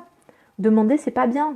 On prend sur soi, on s'arrange pour se débrouiller tout seul, mais demander, c'est très compliqué. Et on est quand même dans une société où demander, c'est compliqué. Demander de l'aide, c'est pas simple. Alors qu'en fait, il devrait y avoir rien de plus simple que ça, puisque de toute façon, c'est le fonctionnement du cerveau et on ne peut pas réussir tout seul des fois. Donc, encore une fois, demandez-vous, je suis une pro partout. Ah, je suis sûre, c'est sûr. En tout cas, voilà, demandez-vous là où vous êtes bon et surtout là où ça pêche et là où probablement vous auriez intérêt à travailler un peu ça, ou alors à en être conscient. Donc pour travailler là-dessus, je vous invite vraiment à le tester dans des situations du quotidien et à reprendre, si vous l'avez noté, je vous invite encore une fois à le noter, je vais le répéter une dernière fois pour que vous puissiez noter les 4 étapes. Mais étape 1, les faits. Donc encore une fois, les faits sont à dissocier de l'interprétation des faits, avec votre petit avocat intérieur qui dit objection. Objection, c'est pas vrai, objection, c'est imprécis, objection, c'était pas cette date-là, objection, peu importe. 2, le ressenti, en parlant de vous, en disant avec je, par exemple là il y a marqué je fantasme, je ne sais pas. Il doit y avoir un truc avec les phasmes. Donc en tout cas ça doit commencer par je, voilà, on s'implique émotionnellement pour que l'autre puisse comprendre en quoi c'est important pour vous. 3, la demande. Donc une demande claire basée sur ce qui est important pour vous et formulée en est-ce qu'il te serait possible de. Encore une fois, cette formulation, elle a l'air un peu bizarre si vous n'avez pas l'habitude de l'employer, mais en même temps, ça permet vraiment d'aborder n'importe quoi, parce qu'en fait, on n'est pas en train d'accuser l'autre ou de l'obliger à quoi que ce soit. On est en train de tâter le terrain de est-ce que l'autre est capable et est-ce que c'est possible dans son contexte de pouvoir répondre à votre demande. Et 4, la négociation. Vous avez compris les 4 étapes? Alors, il y aura toujours des personnes Et ça s'est vérifié quasiment à chaque fois que je l'ai présenté à des patients pour me dire, oui, mais qu'est-ce qu'on fait si on se retrouve face à quelqu'un qui ne nous laisse pas défiler les 4 étapes? Et ça sera très fréquent.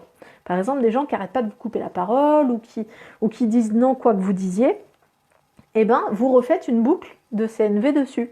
C'est-à-dire, si la personne, ça fait 2 fois qu'elle vous coupe ou 3 fois qu'elle vous coupe la parole, vous pouvez lui dire, tu vois, là, j'essaye de t'expliquer quelque chose, ça fait 2 fois que je m'y reprends et en fait, tu m'as coupé la parole, c'est-à-dire que tu m'as pas laissé finir jusqu'au bout ce que j'étais en train de dire.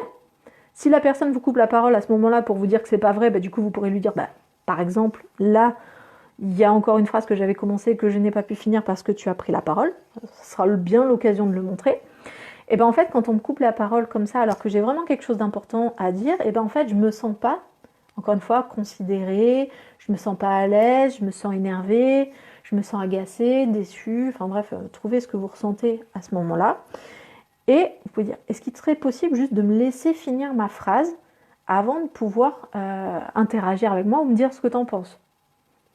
Et là, c'est rare les gens qui vont vous dire non à ça. Belle capacité d'adaptation, Marie-Émilie, on délire, c'est rattrapé. Ok.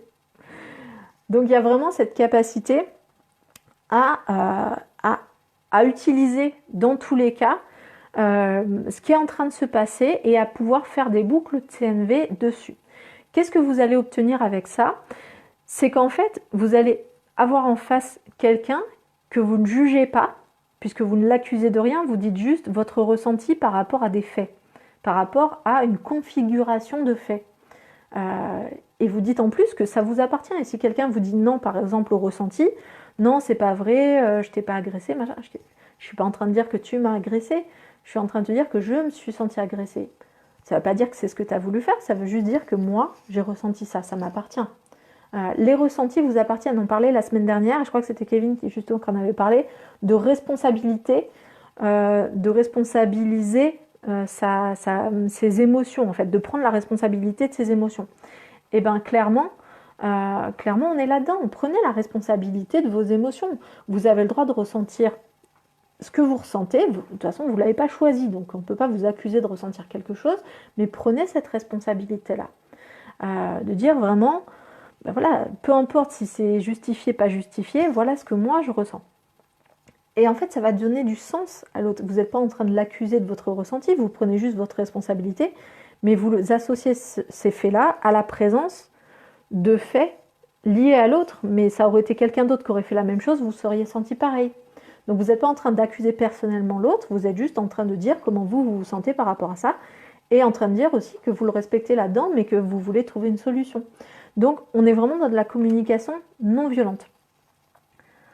Oui, mais il ne faut pas avoir l'air arrogant en disant ça. C'est-à-dire, Kevin, est-ce qu'il y aurait de l'arrogance? Alors pour le coup, je crois que c'est très culturel justement d'avoir ce côté. C'est arrogant de parler de soi, ou c'est arrogant de demander, ou c'est arrogant.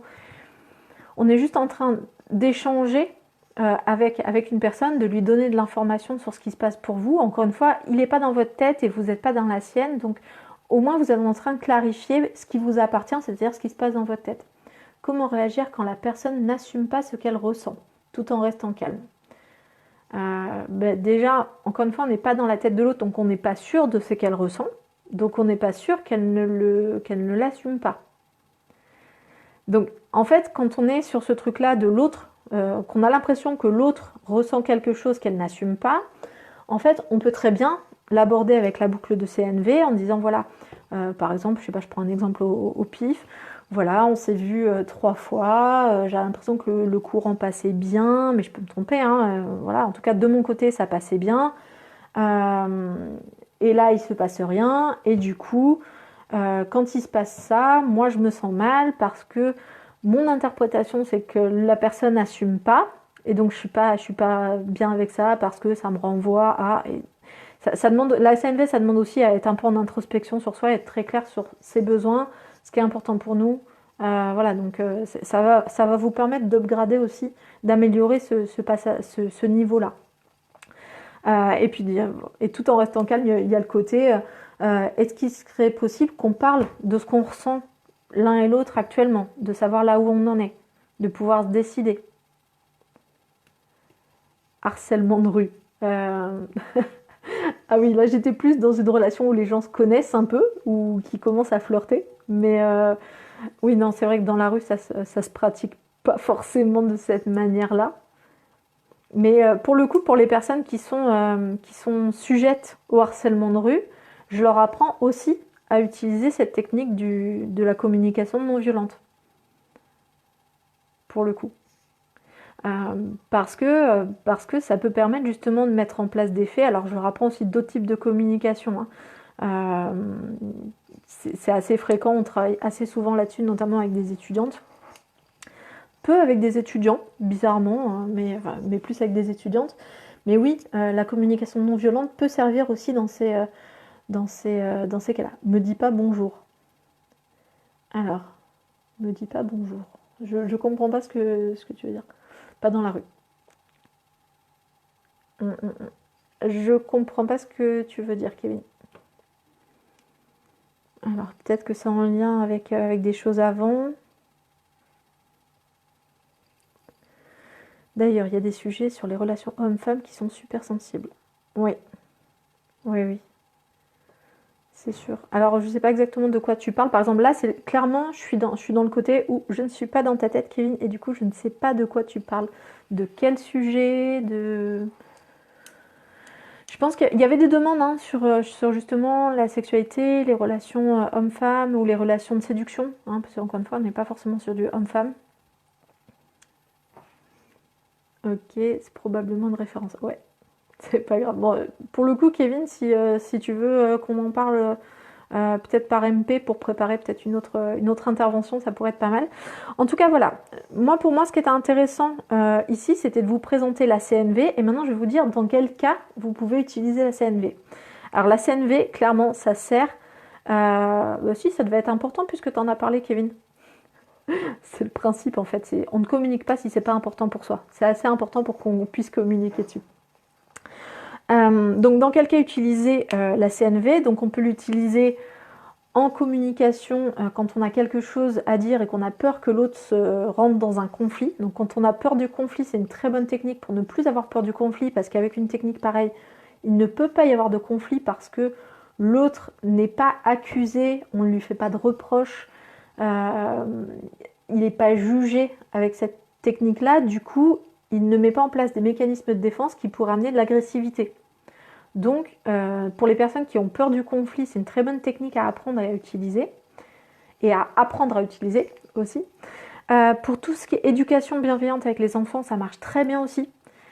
Et d'ailleurs, ce qui est très intéressant, ce que je vais soulever là aussi, c'est que au fur et à mesure, au plus on l'utilise, au plus notre entourage apprend à l'utiliser. Parce que, comme je vous disais, votre manière de communiquer, vous l'avez apprise de par votre entourage, de par votre expérience, de par tout ça. Vous n'avez même pas besoin d'expliquer aux gens comment fonctionne la communication non violente. Si vous l'utilisez avec eux, ils vont l'apprendre de fait. Donc ça peut être vraiment, pour le coup, on est à fond dans les virus et tout ça en ce moment, mais ça peut être hyper viral comme façon de communiquer. Et ça permet vraiment d'aborder tous les sujets du monde. On peut l'utiliser quand on a quelque chose à demander et que c'est un peu compliqué, qu'on n'est pas très à l'aise avec ça. Par exemple, je sais pas, vous devez parler avec je sais pas, votre voisine des bruits qu'il y a la nuit ou je sais pas trop quoi. Et ben ça peut être une manière de l'aborder en mode ben voilà, l'autre jour à 4h du matin, j'ai été réveillée, il y avait du bruit a priori qui venait de chez vous. Alors là, vous voyez si l'autre valide ça comme un fait ou pas. Voilà, et vous dites ce que vous ressentez par rapport à ça, parce que vous étiez en train de dormir et que du coup vous vous êtes senti agacé parce que machin. Votre demande c'est est-ce qu'il serait possible que vous fassiez moins de bruit ou que vous décidiez de déménager vos meubles en journée, et vous voyez si elle dit oui, si elle dit non. Peut-être qu'elle vous dira non parce qu'elle n'aura pas le choix, c'est le seul créneau où elle peut le faire, et dans ce cas-là, peut-être que pour vous ça donnera assez de sens pour que vous ne vous sentiez pas personnellement visé ou agressé, et dans ce cas-là, pour vous, le ressenti va être moindre, et dans ce cas-là, ça sera moins un sujet pour vous, ça sera plus facile. Est-ce que la violence peut être parfois une solution? Oui. bien évidemment. Alors là, je vous parle de communication non violente, mais comme je dis toujours à mes patients, de la communication violente, c'est utile aussi. Enfin, je veux dire, c'est un mode de communication, mais il y en a d'autres. En fait, c'est juste que il n'y a pas les mêmes réactions en face. Quand on utilise la CNV, alors qu'on appelle aussi la communication girafe, vous le trouverez peut-être sous cette appellation-là. Quand on utilise cette communication-là, concrètement, on est tellement dans le rapport de bienveillance envers soi, parce qu'on s'autorise à dire ce qu'on a sur le cœur et à demander ce qui est important pour nous, et aussi on est en bienveillance avec l'autre, bah, du coup, ça va permettre de valider la relation ou d'avoir des relations dans le long terme qui sont harmonieuses. Mais on est d'accord que si vous vous faites agresser vraiment au couteau dans la rue, là vous n'allez pas commencer à sortir une grande litanie. Peut-être que ça pourrait marcher, hein, mais concrètement, vous aurez peut-être besoin d'aller vraiment au punch et tout ça. C'est possible. Communication girafe, on n'a pas une communication phasme. Je connais pas de communication phasme, mais peut-être que tu peux l'inventer, Gabriel. Hein. Écoute, Rosenberg a inventé la communication girafe. À toi d'inventer la communication phasme. Puis tu nous expliqueras ce que c'est, comment ça fonctionne et quels sont les intérêts. Ça peut être intéressant, hein, pourquoi pas. Hein. Alors, hop, hop, hop. Bref, je parle trop, je dis. Ok. Donc, on peut l'utiliser encore une fois. Donc, pour demander quelque chose qui est difficile, quand on a des difficultés à aborder un sujet, c'est un très très bon moyen de pouvoir aborder tous les sujets. Ça structure le discours, ça donne ça donne de la force en fait au discours et du sens au discours. Ça peut servir aussi quand vous avez une relation qui a bugué ou une interaction qui a bugué avec quelqu'un. Ça peut servir de se dire, ok, quelle était l'information et quelle était la phase qui manquait. Mais peut-être que vous n'aviez pas exposé les faits, donc en fait la personne, vous êtes arrivé direct avec votre ressenti, et du coup c'était peut-être trop agressif pour elle, peut-être qu'elle s'est sentie jugée parce que vous n'étiez pas dans votre ressenti à vous, mais que vous avez dit tu me fais ci, tu me fais ça, et du coup peut-être que c'était la phase 2 qui a bugué. Peut-être que c'est dans la demande, peut-être que vous n'avez rien demandé, et du coup la personne ne savait pas quoi faire, et dans ce cas-là, c'est normal que vous obteniez rien si vous n'avez rien demandé. C'est un peu le principe des augmentations. Il y a des personnes qui vont faire ça sur des augmentations. Par exemple, ça fait 10 ans que je suis dans l'entreprise, mon salaire n'a jamais augmenté en 10 ans. C'est vrai que je ne suis pas très à l'aise avec ça. Et puis la personne ne demande rien. Concrètement, le patron, il pourra toujours dire « vous m'avez rien demandé ». Donc ça demande vraiment une responsabilisation du discours et de la communication, hein, la CNV. Mais à force de le faire, ce qu'on se rend compte, en fait, c'est qu'en fait, ça va. On peut tout aborder, en fait, avec les gens, quasiment, si on le fait avec cette notion de bienveillance. Avec cette notion d'être dans le respect de l'autre et dans le respect de soi. On n'est pas là pour se faire marcher sur les pieds, on n'est pas là pour être dans le compromis ou de la concession exagérée avec soi-même. Vous avez autant de valeur que l'autre, vous avez autant de raisons de vouloir des choses ou d'être là que les autres, donc il n'y a pas de raison, vous pouvez vous exprimer et l'autre peut aussi s'exprimer et l'autre peut aussi ne pas être d'accord avec vous, c'est ok en fait. Et vous pouvez aussi ne pas être d'accord avec l'autre. Donc on peut l'utiliser en cas de conflit ou peur du conflit, on peut l'utiliser en cas de demande particulière à faire et on a du mal à le formuler. Dans l'éducation des enfants, on peut l'utiliser, dans le couple, on peut l'utiliser. On peut l'utiliser, bref, on peut l'utiliser partout. Vous pouvez l'utiliser avec vos profs si à un moment donné vous avez quelque chose à leur demander ou quelque chose à leur exprimer. Faut pas hésiter, hein, ce sont des êtres humains, donc ils ont le même cerveau que vous à la base, hein, donc ils fonctionnent pareil. Tant qu'ils ne sont pas agressés, tant qu'ils sont, ça marche bien en fait. Ce sont des êtres humains. Et puis je vous invite vraiment à commencer à envisager de l'utiliser avec vous-même. C'est-à-dire de commencer à être aussi dans le respect de vous-même quand vous vous parlez à vous-même. Il y a énormément de personnes qui se parlent de manière très très dure ou vous aimeriez même pas que quelqu'un parle à votre meilleur ami comme vous parlez vous-même parfois. C'est quoi une communication violente ou agressive ? On me trouve souvent agressif, exemple, mais les autres ne veulent jamais reconnaître qu'ils sont éventuellement faibles. Comment gérer cet écart ? Déjà, dans le fait d'utiliser des mots comme faible, on est déjà dans un positionnement qui peut faire penser à du jugement. Ça ne veut pas dire que tu juges les autres, mais probablement que si dans ta façon de penser, tu attribues la caractéristique de faible à l'autre, et ben l'autre peut se sentir jugé parce que tu es en train de donner un jugement de valeur sur l'autre. Donc en gros, vu que c'est une caractéristique que tu poses de manière personnelle sur l'autre, même si tu l'as pas dit, hein, même si tu l'as juste pensé, ou même si c'est un truc que tu ressens, ben, du coup l'autre en face, il peut y avoir beaucoup plus de mécanismes de défense parce qu'en fait l'autre est ciblé directement. Tant que c'est pas direct, tant que c'est pas un jugement de valeur ou une attaque personnelle, l'autre n'a aucune raison en fait de lever les boucliers. Donc dans ce que tu dis on me trouve souvent agressif par exemple, mais les autres, alors les autres ne veulent jamais reconnaître qu'ils sont éventuellement faibles. Comment gérer cet écart? Encore une fois, dans ce que tu dis, je vois plein de choses effectivement qui pourraient être dans une communication qui n'est pas une communication non violente. Ça ne veut pas dire qu'elle est violente, mais elle peut être ressentie comme violente de la part des autres s'ils y sont sensibles. Encore une fois, ils ont leur part de responsabilité dans leur ressenti. T'es pas responsable de comment les autres accueillent ce que tu dis, ou ce que tu fais, ou ta façon d'être, ou peu importe. Mais en tout cas, il y a un présupposé dans ta question qui est dans un jugement de valeur.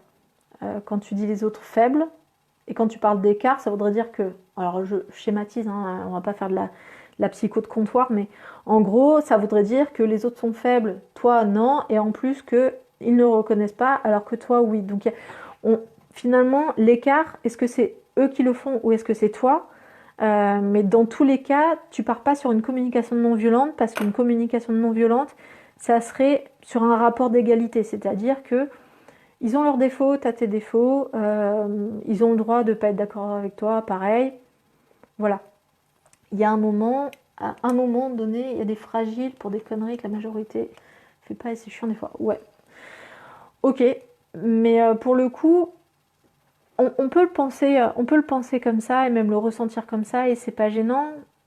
Encore une fois, le présupposer que l'autre serait faible et soit non et tout ça, on est sur du jugement de valeur. Devant un tribunal, ça passe pas. C'est-à-dire que votre avocat intérieur et l'avocat de la partie adverse que vous pouvez imaginer à l'intérieur de vous dirait faible, bah oui, mais sur quoi il se base pour dire ça?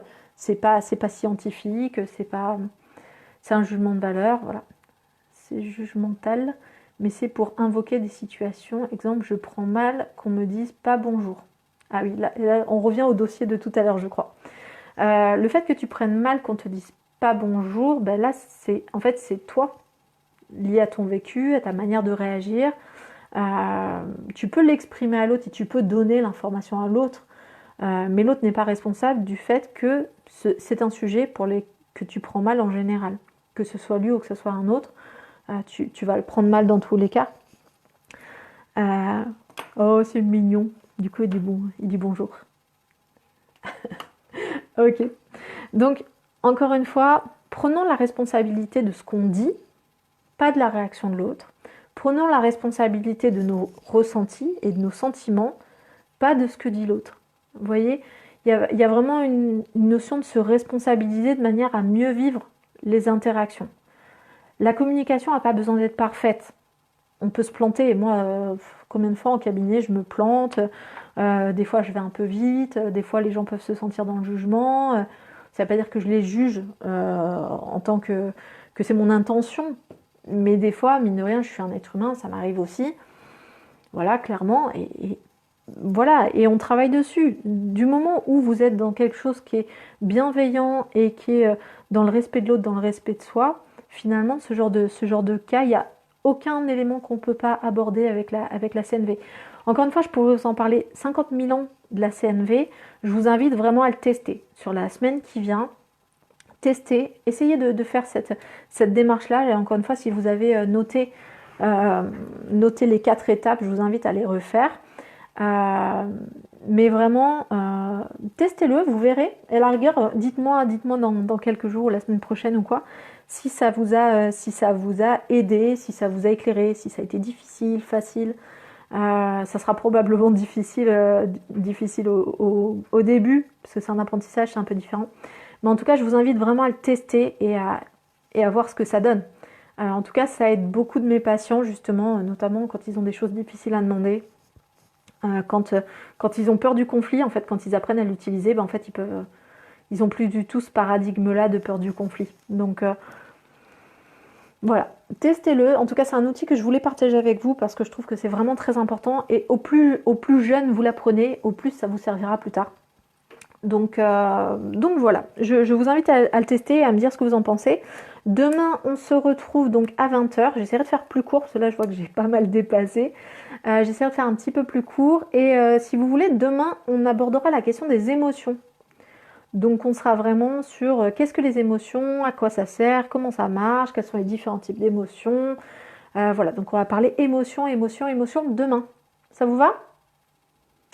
Du coup, j'ai mal formulé, je suis face à quelqu'un qui prend mal que je lui dise pas bonjour, j'ai la flemme de faire un speech. Encore une fois, le speech CNV, quand on a l'habitude, ça prend 30 secondes, quoi. Enfin, ça peut aller super vite. C'est parce que t'as pas l'habitude que c'est long. Bon, ben, ça me fait plaisir que ça t'ait intéressé, Tiff. Bon, en tout cas, à demain pour les émotions. Et si vous avez des questions, n'hésitez pas. Et je vous rappelle que vous pouvez prendre rendez-vous avec moi sur la plateforme mesrendez-vous-étudiants.gouv.fr si vous avez besoin d'aborder ça de manière plus personnalisée aussi. Parce que là, c'est pas évident hein, quand il y a plein de gens d'aborder des choses un peu personnelles. Donc n'hésitez pas. Je vous souhaite une très bonne soirée. Dormez bien. Et voilà, à demain. À demain soir. Ciao, ciao.